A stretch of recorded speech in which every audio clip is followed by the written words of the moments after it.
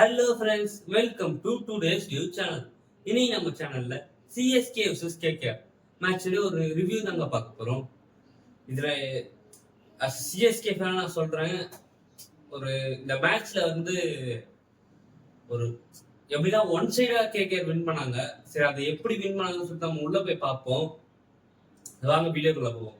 First toss wait பண்ண KKR வந்து bowling choose பண்றாங்க.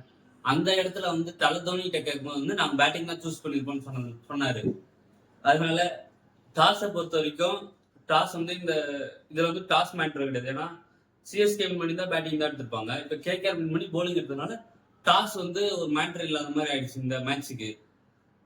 இப்பதான் கான்வேவும் ரச்சினும் ஓபன் பண்றாங்க. ஓபன் பண்ண உடனே கான்வே வந்து டப்பு டப்புன்னு 2-3 4 அடிக்கிறாரு. 4 அடிச்ச உடனே ஆகா, தலைவன் ஃபார்முக்கு வந்துட்டான், போன மேட்ச்ல இருந்த ஃபார்மை கண்டினியூ பண்ணி இன்னைக்கு ஒரு பிக் டோட்டல் அப்படின்னு பார்க்கும்போது ஒரு திடீர்னு ஷாக்ல தலைவன் அவுட் ஆயிட்டான். சரி, தலைவன் அவுட் ஆனா என்ன, நம்ம திரிபாதி இருக்காரு, திருப்பதி வந்தா திருப்போன்னு சொல்லி எங்க அவர் விளையாடுவாரு, இன்னைக்கு கம்பேக் இருக்கு, போடு ஸ்டேட்டஸ் போடுறோம், மாஸ் கால்சம் சொல்லிட்டு இருக்கும்போது திருப்பதி வந்தாப்புல நல்லா திருப்ப கொடுத்தாரு. மேட்ச்ல நல்லா போயிட்டு இருந்த மேட்ச்ல கட்டையை போட்டு ஆடி இவர் கட்டையை போட ஆரம்பிச்சோடனே அங்க ஒரு பக்கம் ரவீந்திராவுக்கு பிரஷர் ஏறி தலைவன் 9 பால் பிடிச்சி 4 ரன்னுக்கு தலைவன் அவுட்டு, ரவீந்திரா அவுட்டு. அதுக்கப்புறம் தூபே வந்தாப்புல. தூபே உள்ள வரும்போது வந்து தூபே உள்ள வந்த உடனே நம்ம டெஸ்ட் மேட்ச் ஆடிட்டு இருந்த திரிபாதி அப்படியே கையில டப்பு டப்புன்னு கேட்ச கொடுத்துட்டு 22 பாலுக்கு 16 ரன் கொடுத்து அவர் அவுட். அப்புறம் வந்து விஜய் சங்கர் அவர் வந்து செகண்ட் பால்ல ஒரு கேட்ச் சுனில் ரன் விடுறாங்க. ஓகே, அப்புறம் இந்த இதுல வந்து என்ன கேட்டீங்கன்னா விஜய் சங்கர் வந்து ஒரு கேட்ச் கொடுத்தாலும் கேட்சை விட்டாங்களே அப்படின்னு சொல்லிட்டு பொறுமையானமா கொஞ்சம் ஒரு 6 ஒரு 4, ஒரு 2 6 ஒரு 4, ஒரு 2 4 அப்படின்னு அடிச்சு அவர் ஒரு 20 பாலுக்கு 29 ரன் ஒரு நல்ல நாக்கு டீசெண்டான நாக்கு ஆடி கொடுத்தாரு. அவர் அவுட் ஆக அடுத்ததா வந்து நம்ம ஜட்டு பாய் வருவாருன்னு பார்த்தா ஒரு ட்விஸ்ட், அங்க நம்ம ஆக்ஷனா வர்றாரு. சரி, என்னடா இது இந்த இடத்துல ஜட்டு வருது பாரு, ஆக்ஷனா வர்றாருன்னு பார்த்தேன். இன்னைக்கு சரி ஏதோ இன்டென்காக தான் இறக்கி விட்டுருக்காங்கன்னு பார்த்தா அவரும் வந்து 7 பால் ஆடி 1 ரன்னுக்கு அவரும் விக்கெட். என்னடா இது மேட்ச் இப்படியே போயிட்டு இருக்கேன்னு பார்க்கும்போது சரி ஜடேஜா வந்தார். வந்த உடனே வந்த வேகத்துல ஐயோ மறந்து வச்சுட்டு வந்துட்டான், நான் டைம் ஆகுது எனக்கு ஃப்ளைட் டைம் வந்து அவரு கிளம்பிட்டாரு. நேரத்துக்கு வந்தாரு, நேரத்துக்கு போனாருன்னே தெரியல. சரி சரி ஜடேஜா அவுட் ஆடுன்னு சரி ஃபுல்லா ஒரு சத்தம், என்னடா சத்தம் அப்படின்னு பார்த்தா நம்ம தலை தோனி என்ட்ரி. சரி, இவங்களாம் அவுட் ஆயிட்டாங்க, பேட்ஸ்மேன் அவுட் ஆயிட்டாங்க. இப்ப தலை தோனி வராப்புல ஒரு பக்காவான மரண மாசம் இருக்கு, ஒரு 50 போடுறாரு இல்ல ஒரு போட்டு இன்னைக்கு வந்து பயங்கரமா ஸ்கோர் ஏத்த போறோம் அப்படின்னு பார்க்கும்போது உள்ள வந்து 2வது பால்ல வந்து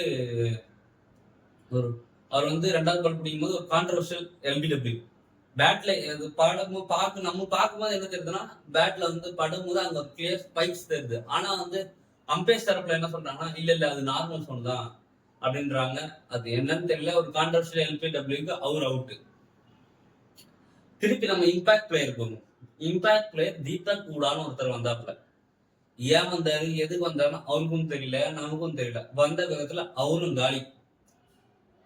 இப்ப என்ன, அதுக்கப்புறம் ஸ்கோர் வந்து அப்படி இப்படி எல்லாம் கொஞ்சம் ஏதோ தட்டி ஒரு லாஸ்ட்ல தூபி ஒரு 2 4 அடிச்சு ஒரு 103க்கு ஸ்கோர் எடுத்துட்டு வந்தாப்புல. 103க்கு 9, 20 ஓவருக்கு 103க்கு 9. அவன் 20 ஓவருக்கு 280 260 நினைச்சும் போது நம்மளால வந்து 20 ஓவருக்கு 103 என்னத்த சொல்றது. அப்புறம் ஃபர்ஸ்ட் இன்னிங்ஸ் முடிய செகண்ட் இன்னிங்ஸ்ல வந்தாங்க. சரி ஏதோ ஸ்லோ ட்ராக் போல, அதனால தான் நம்ம பேட்ஸ்மேன்ஸ் எல்லாம் ஆட முடியல. இவங்களும் வந்து கொஞ்சம் கஷ்டப்படுவாங்கன்னு பார்த்தா ஒரு ட்விஸ்ட் இந்த மேட்ச்லயும். என்னடான்னு பார்த்தா வந்தவங்க காலேஜ் பிகாக நாராயணா 2 பேருமே அடிக்கிறாங்க.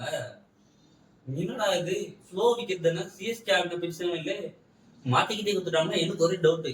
ஏன்னா அவங்க அடிக்கிறது அப்படியே இருக்கு, இந்த பிச்சியா நீங்க அடிக்கல அப்படின்ற மாதிரி தான் எனக்கு தோணுது. ஏன்னா பிகாக் வராப்புல அப்படி சுத்துறாரு. சரி, அன்சுல் கம்போஜ் வந்து வந்தாப்புல. அன்சுல் கம்போஜ் வந்து விக்கெட் எடுத்தாரு. விக்கெட் எடுத்து அவர் ஒரு சாமி கொடுத்தாரு. ஓகே, ஃபர்ஸ்ட் சிஎஸ்கேக்காக டெபியூ பண்றாரு. டெபு பண்ணி ஒரு விக்கெட் எடுக்கிறன்றதுனால ஓகே சரி ஓகே அப்படின்னு சொல்லிட்டு அவரை விட்டுருவோம்.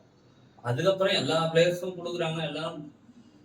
அஜிங்கியா ரஹானே நம்ம ஜிங்ஸ் பிளேயர் வராப்ல, ஜிங்ஸ் கேப்டன் ஜிங்ஸ் வந்தாப்ல சுத்துற சாமாட்டி. சுனில் நரேன் அவுட் ஆகுறாரு, சாரி அவர் விளையாட்டா இருக்கும்போது சுனில் நரேன் ஒரு 44 ரன்னுக்கு அவர் அவுட் ஆகுறாரு. அவர் அவுட் ஆகுற நம்ம ரிங்கு சிங் வராப்ல. ரிங்கு சிங் வந்து ஓங்கி ஒன்று அடிக்கிறாரு, கேட்ச் மிஸ். யாரு? நம்ம விஜய் சங்கர். நல்ல ஃபீல்டு தானே, ஏன் மிஸ் பண்ணாருன்னு தெரியல. இந்த மேட்ச்ல அவ்வளவுதான். இந்த மேட்சை பத்தி பேசுறதுக்கு வேற எதுவும் இல்லை. அதுக்கப்புறம் வந்தாங்க, 6 அடிச்சாங்க, மேட்சை முடிச்சுட்டு கிளம்பிட்டாங்க. இந்த மேட்ச்ல சிஎஸ்கே ஆடின விதம் இருக்குல்ல, எனக்கு அது ஒண்ணு மட்டும் புரியல. எப்படி இந்த மாதிரி ஒரு ட்ராக்ல வந்து ஏன் இப்படி ஆடுறாங்க? இவங்க ஆடின ட்ராக் தானா இது?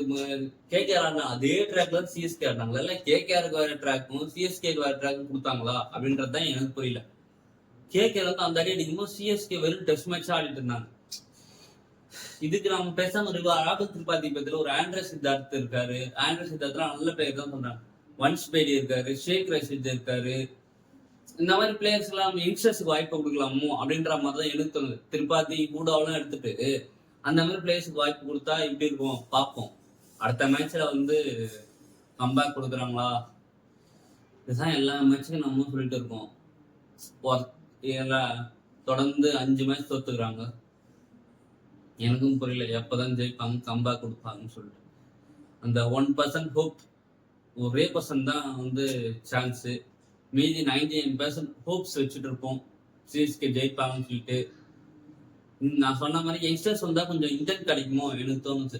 சரி, அடுத்த மேட்ச்லயாவது யங்ஸ்டர்ஸை கொண்டு வராங்கன்னு பார்ப்போம். எனக்கு தெரிஞ்சு ஆண்ட்ரஸ் சித்தார்த் வந்தா நல்லா இருக்கும்னு எனக்கு தோணுது. சரி, பாய் கைஸ். நெக்ஸ்ட் சிஎஸ்கே வீடியோல பார்ப்போம். நெக்ஸ்ட் சிஎஸ்கே வீடியோ வின்னிங் வீடியோவா இருக்கணும்னு சொல்லிட்டு காடை ப்ரே பண்ணிக்கிறேன். நீங்களும் சிஎஸ்கே நெக்ஸ்ட் வின் பண்ணணும் காடை ப்ரே பண்ணிக்கோங்க. Bye guys. மறக்காம சர்ப்ரைஸ் பண்ணுங்க. தேங்க்யூ.